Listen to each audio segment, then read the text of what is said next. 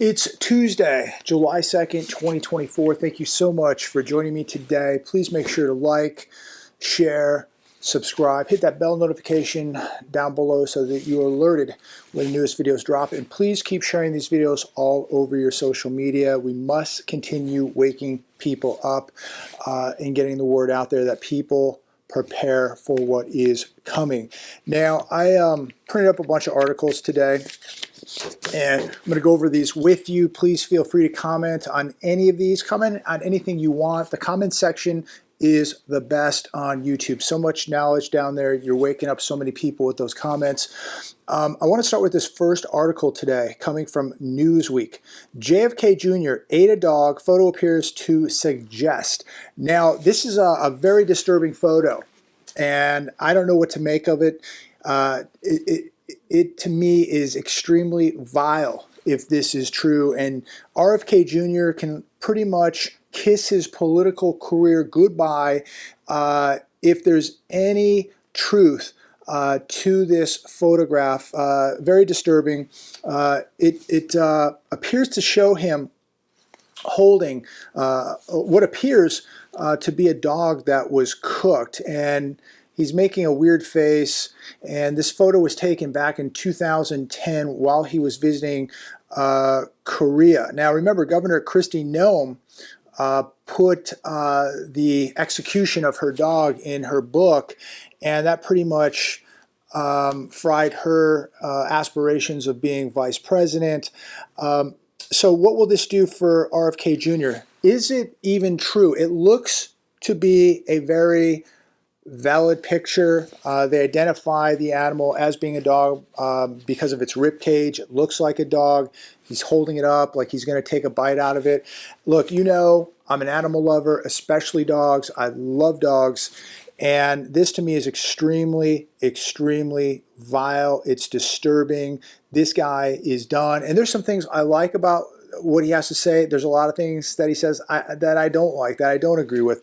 But at the end of the day, if a human being, when you see the cruelty that is performed on these animals and how they're processed, it's extremely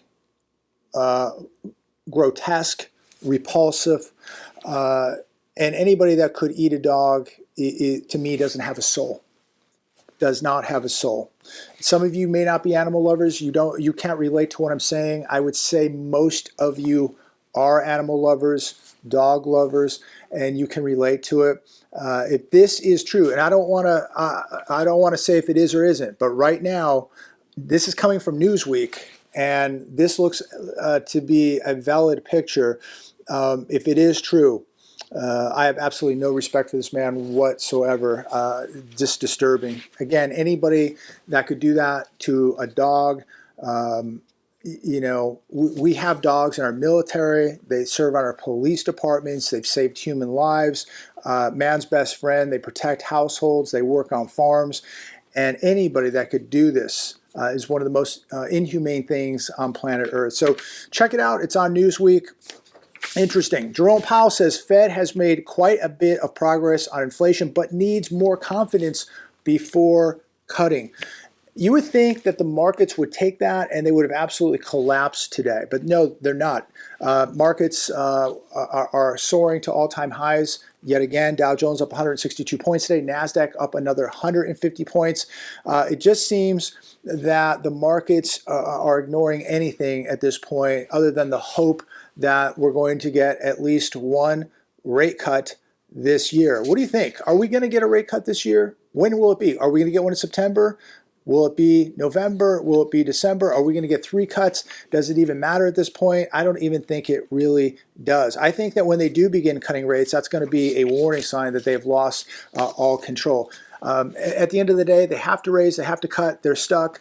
I don't think they even know what to do at this point. Here's one, Greg Hunter's show, USA Watchdog, very hard times are coming, Charles Nenner. I was just reading the article.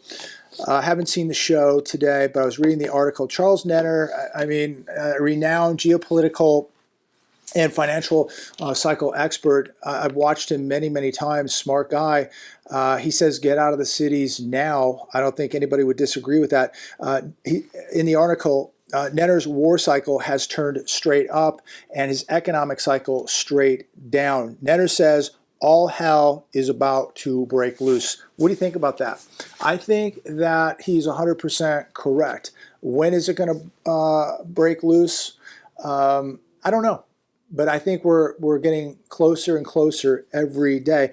And I don't think that the average American has a clue what is really going on. They're too busy taking summer vacations.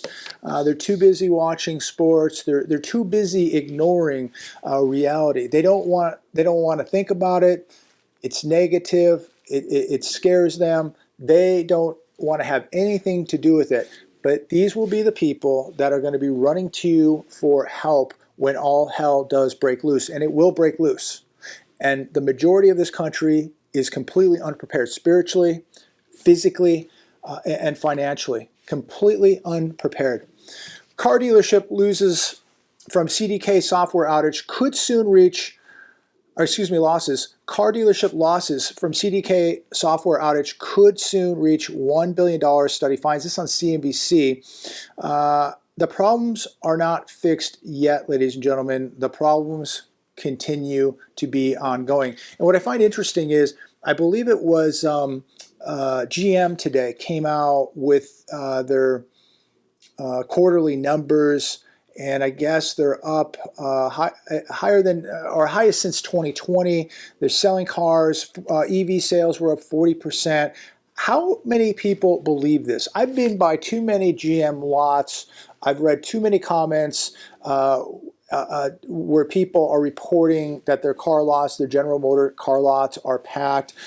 We know that 80% of this country is living paycheck to paycheck. People are falling behind on their utility bills, their credit card bills, their mortgages, and now GM comes out and says that they're having the best quarter since 2020. I'm finding that really, really hard to believe. Just like most of the data that we're getting, I find it very, very hard to believe. And then on top of this, we're hearing about $1 billion loss from the car dealerships because they cannot process transactions because of this so-called glitch.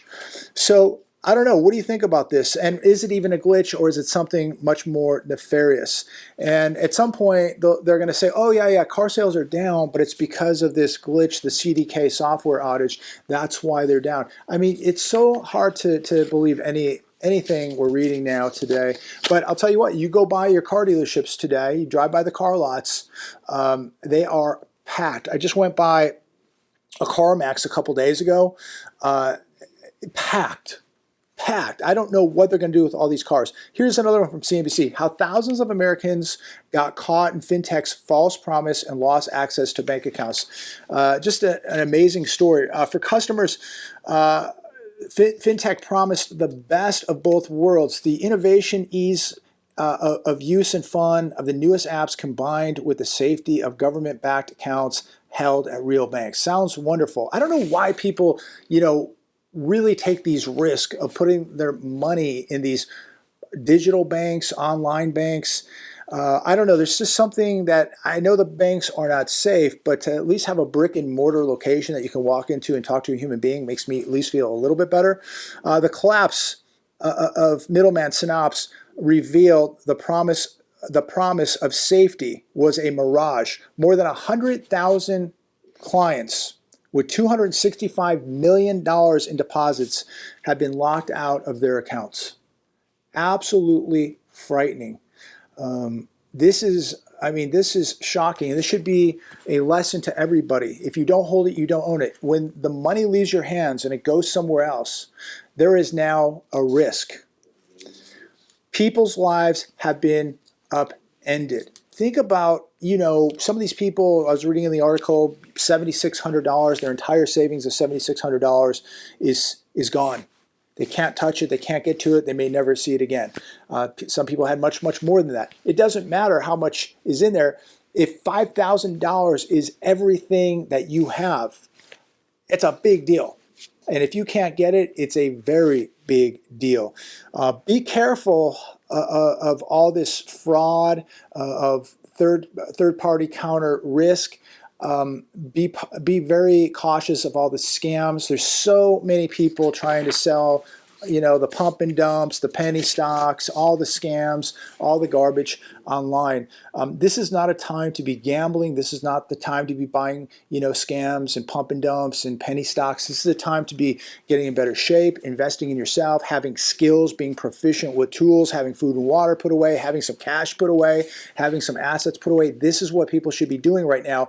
Everybody's trying to get rich, trying, to roll the dice in another scam, and people being entertained, with some of these online banks, digital banks, whatever you want to call them, thinking that they were getting a great deal, that the service, the easy access, all these incentives that they threw in to make it so easy and fun, I guess.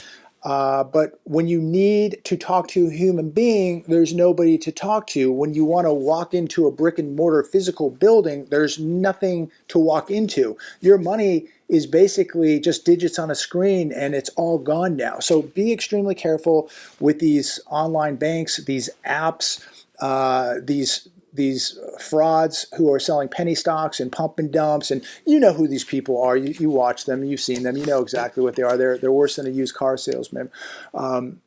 Watch and stick with the people who are walking the walk, people who are trying to make you better, not every day trying to sell you something.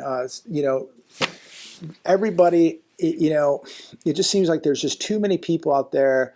Their God is the dollar. And look, I'm a capitalist. I think it's great to make money, but sell something that you believe in. Sell something that's going to benefit people in the worst of times. Too many people are out there selling stuff that is never going to benefit you, stuff that's going to go to zero, stuff that is worthless, and they know it, and they're only doing it because they're getting paid to do it, and they're a complete sellout for the almighty dollar. Again, I'm a capitalist. I believe in making money. Nothing wrong with that. But if you're going to sell something that you believe in. Sell something that you're not selling out for. Sell something that's going to actually benefit people with what is coming. I think, go join a gym today. Go join a boxing club today. Go join a jiu-jitsu academy today. These are things you should be investing in. Buy better food. Put some cash away. Have some tangible hard assets put away. Learn how to fight. Learn how to be proficient with tools. These are the things, again, you should be investing in, because if you're listening to the Nanners of the world, if you're listening to the Peter Schiffs of the world, if you're listening to the Andy Schectmans of the world, and the list goes on, you better be prepared. You better be getting ready. You better have some skills. You better have some things put away. This is just not going to be a financial collapse, ladies and gentlemen. You're going to witness the worst social collapse that humanity has ever seen, and you will be on your own. Nobody is coming to help you. If you think the system that is melting down right now is going to be here to help you and protect you and feed you, you have another thing coming. U.S. to provide $2.3 billion in new security aid for Ukraine. Prepare for a lot more inflation, ladies and gentlemen. I was reading this today. The new $2.3 billion security package for Ukraine will include key air defense and anti-tank weapons. U.S. Defense Secretary Lloyd Austin said today, this Tuesday, you're going to see a inflation avalanche coming to America. You cannot continue billions and billions of dollars of these packages while people here in America are struggling to make ends meet. They're struggling to pay their rent. They're struggling to keep their small businesses open. They're struggling to pay their credit card bills, their utility bills, their rent, their mortgages. And yet we're sending money across the world like it's no big deal. Comment down below. Let me know your thoughts on this. Who in the world really thinks that they're going to get inflation back to 2% when the U.S. government is spending this kind of money? Here's another one from The Hedge today. Job openings unexpectedly surge, driven entirely by government jobs. So after 2 months of sharp declines in the number of job openings, the Department of Labor reported that in May, job openings spiked by 221,000. What a shock. There's now 8.14 million jobs out there, America. And again, as many people have written me, they've filed 100 resumes, 200 resumes. I've read reports and stories where people filled out 300 resumes, never heard from anybody. How many of these jobs are even real? Do you even believe this? I do believe this. 179,000 were government jobs. These are not real jobs. They're simply parasites on taxpayers, and they create no actual economic output. The rest of the remaining jobs, if you believe any of this, you know they were part-time, low-wage jobs. How many jobs are really out there? They say 8.14 million. I don't believe it. But whatever the number is, the jobs that are out there, they're leisure and hospitality, fast food, restaurants, part-time, low-wage. That's the majority of jobs that are out there. Try to find a job that pays $75,000+ a year. Far and few between. But the concerning thing here is, whatever the real number is, the majority of these jobs are government jobs, and these are complete parasites to you and I. They produce nothing. And guess who pays for the government jobs? We do, through our taxes. And our taxes keep going up, up, and up. And I'll tell you, I'm really upset that I pay so much in taxes, and I watch my tax money go to places like Ukraine. And I'm not sitting here being political. I don't want to see people in Ukraine die. I don't want to see people in Russia die. I don't want to see people in the Middle East die. I want all these wars to end. I don't want to support them. And my tax dollars are going all over the world to support these wars that I do not support. And it really infuriates me that my tax dollars are going to fund all of this garbage, all of this nonsense. It's really sickening. CNN, the world is sitting on a $91 trillion problem. Hard choices are coming. This is on CNN. When you have CNN now telling you, warning you about all this debt, you know we're getting close to something. And the question is, who's going to buy all of this debt? Investors demand higher yields to buy the debt of many governments. Higher debt servicing costs means less money for crucial public services or for responding to crises such as war, financial meltdowns. If they raise the bond yields, mortgage rates rise. If you need to borrow money, it's going to cost more. If you want to buy a car, it's going to cost more. If you operate a business, your household, everything costs more. Borrowing costs go up. But if they don't raise the bond yields, who buys the debt? So I think we're going to continue to see economic growth continue to slow down. They are in a real mess here, ladies and gentlemen. Manhattan is now a buyer's market as real estate prices fall and inventory rises. Inventory is taking longer to sell, according to this article on CNBC. Buyer and seller expectations are shrinking. The average real estate price in Manhattan fell 3% for the quarter as inventory rises. Don't be fooled. This is not a buyer's market, far from it. Most people, if they didn't go through the 2008 housing crisis or financial crisis, you don't know what a buyer's market is. Everything was literally on sale. You're going to see, in my humble opinion, a repeat of that, but this will be much worse. A 3% cut in prices is not a buyer's market. 30% is a buyer's market. 50% is a buyer's market, not 3%. You haven't seen anything yet. And why do I believe it's all going to crash? We're talking about it. The debt, job losses. Debt and job losses, big problems. Deficits, big problems. Buyers, where are the buyers? Where are the buyers going to be when everybody's broke? Who's going to buy all the cars, all the houses, all the commercial buildings? very few people will have the credit to do it. Very few people, and remember, credit is going to continue to tighten up with these banks. You're going to have something called cash, something to put down. They're going to want some skin in the game before they loan you any money whatsoever, and you better have excellent credit. LA County Superior Court offers a court to offer $35,000 to full-time workers to leave jobs. So the court system now in LA County is experiencing a $30.3 million cut. Again, where is all my tax money going? Court users should expect reduced or delayed services because of staff reductions. We're completely broke now here in California. We have a $46.8 billion deficit, and it's growing. But boy, the booming economy. We used to have a surplus here not that long ago. Now we have a almost $50 billion deficit. The booming economy, everybody's doing so well, aren't they, ladies and gentlemen? And isn't it great to see that your tax money, where is it? How in the world are we running such a big deficit here in California when we pay so much in taxes, so much in gas taxes, $30.3 million cut for the LA County courts? Where is the money going? Where did the $25 billion go for the homeless crisis in LA County? Nobody even knows. But now we have a nearly $50 billion deficit in California. We're broke, yet the television will tell us today that the economy's booming, the consumer's booming, everything's fine. Wow. You believe what you want. You can believe what you want.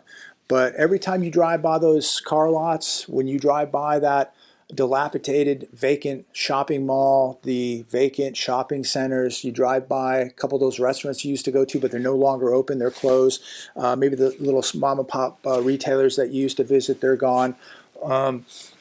And you have somebody tell you that everything's doing well. And of course, maybe you or a spouse has already lost a job, or you know family members or friends who have already lost a job, somebody who's been evicted, somebody who's had to sell their house because if they didn't, they were going to lose it. You probably know somebody who's had a repossession of their automobile. 25 to 30,000 automobiles a day are being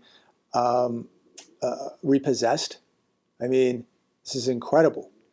Absolutely incredible. What is taking place.